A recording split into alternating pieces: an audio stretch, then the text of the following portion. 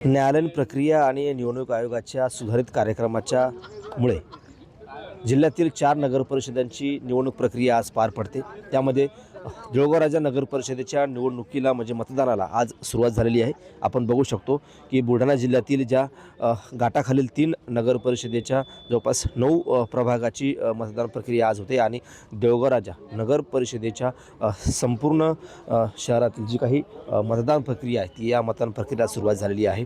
एकंदरीत पाहिलं तर मागच्या 2 डिसेंबरला जिल्ह्यातील 10 नगर परिषदेसाठी मतदान प्रक्रिया पार पडली आणि आज देऊळगाव नगर परिषदेसाठी मतदानाला सुरुवात झालेली आहे। सध्या कडाक्याची थंडी आहे, मात्र कडाक्याच्या थंडीत सुद्धा जे मतदार आहेत ते घराबाहेर पडलेले आहेत आणि आपला जो मतदानाचा हक्क आहे तो बजावताना या ठिकाणी दिसत आहेच। देऊळगाव नगर परिषदेचा विचार केला तर जवळपास 30,000 जे मतदार आहेत ते आपल्या या ठिकाणी मतदानाचा हक्क बजावताना आपल्याला दिसत आहेत। जवळपास एक नगराध्यक्ष आणि 77 नगरसेवक या मतदान प्रक्रियेसाठी या ठिकाणी निवडणुकीसाठी उभे आहेत आणि त्यांचं जे भाग्य जे आहे ते आज मतदान पेटीमध्ये या ठिकाणी बंद होणार आहे। एकंदरीत पाहिलं तर देऊळगाव नगर परिषदेसाठी ही एक राजकीय प्रतिष्ठेची लढाई मानली जात आहे।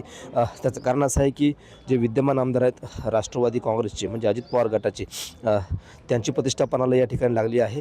तर याच देऊळगाव इथले जे माजी आमदार आहेत डॉक्टर राजेंद्र शिंगणे आणि डॉक्टर शशिकांत खेडेकर ह्या दोघांनी सुद्धा एक नगर विकास आघाडी या ठिकाणी तयार केलेली आहे आणि नगर विकास आघाडी विरुद्ध राष्ट्रवादी अजित पवार गट असा हा सामना या ठिकाणी रंगलेला आहे। एकंदरीत पाहिलं तर डॉक्टर राजेंद्र शिंगणे आणि डॉक्टर शशिकांत खेडेकर यांनी सुद्धा ही देऊळगाव नगर परिषदची निवडणूक ही प्रतिष्ठेची केली होती आणि विद्यमान आमदार जे आहेत डॉक्टर मनोज कायंदे यांनी सुद्धा या ठिकाणी ही निवडणूक प्रतिष्ठित केली आहे। अजितदादा पवार यांची सुद्धा या ठिकाणी सभा झालेली आहे। त्यामुळे आता मतदार जो आहे तो देऊळगाव शहरातला तो कोणाला कौल देणार आहे हे सुद्धा पाहणं महत्त्वाचं असणार आहे। उद्या मतमोजणी होणार आहे, त्यामुळं आज सायंकाळपर्यंत म्हणजे मतदान होईपर्यंत संपूर्ण मतदारांचं भाग्य जे आहे ते EVM मशीनमध्ये या ठिकाणी बंद होणार आहे आणि उद्या मतमोजणी होणार आहे। त्यामुळं उद्या संपूर्ण जिल्हावासियांचं मतमोजणीकडं लक्ष लागले आहे।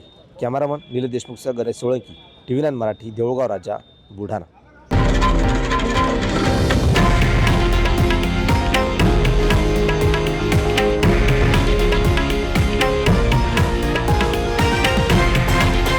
हे आहे देशातील नंबर 1 न्यूज नेटवर्क आणि आपण पाहत आहात TV9 मराठी, एकमेव।